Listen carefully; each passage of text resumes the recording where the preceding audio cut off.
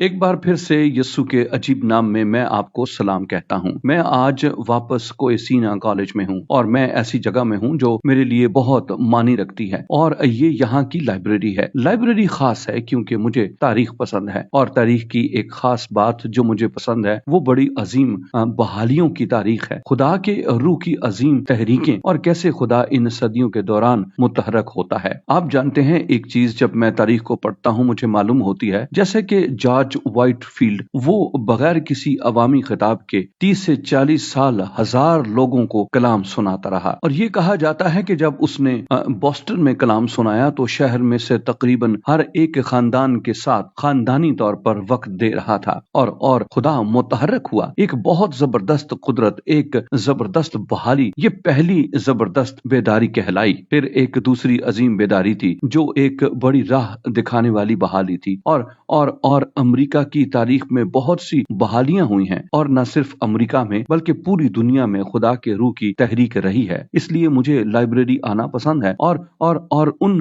चीजों के मुतालिक पढ़ना और बस देखना कि खुदा ने माजी में क्या क्या किया है। लेकिन मैं चाहता हूं कि आप कुछ जाने जो खुदा ने माजी में तारीख में किया। खुदा ने खुदा के कलाम में से क्या किया, क्योंकि खुदा के कलाम में एक वादा है जो बहाली के बारे में बात करता है। ये कहता है, अगर मेरे लोग जो मेरे नाम से कहलाते हैं खाकसार बनकर दुआ करें और मेरे दीदार के तालब हों और अपनी बुरी राहों से फिरें तो मैं आसमान पर से सुनकर उनके गुनाह मुआफ करूंगा और उनके मुल्क को बहाल कर दूंगा। ये बाइबल मुकद्दस में से बहाली का वादा है और ये कलाम के अंदर भी सच्चा था, तारीख में भी सच्चा था और हत्ता के आज भी ये सच्चा ही है। सुनिए, मैं कायरा जैसी जगहों पर जा चुका हूँ, मिस्र, जहाँ हमने कलाम सुनाया और खुदा जबरदस्त तरीके से मुतहरक हुआ। लेकिन हमें वहाँ मालूम हुआ कि वहाँ के ईमानदार सालों से खुदा के रूह के मुतहरक होने के लिए दुआ करते रहे थे। और फिर हिंदुस्तान हैदराबाद में मैं वहाँ गया और कलाम सुनाया और कलीसिया ने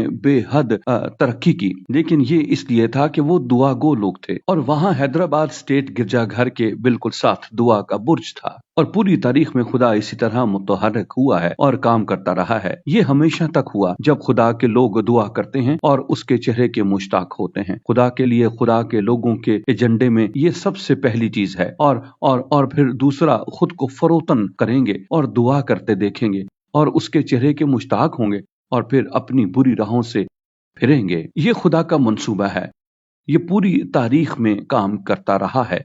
ये बाइबल में भी सच्चा था और ये आज भी सच्चा है।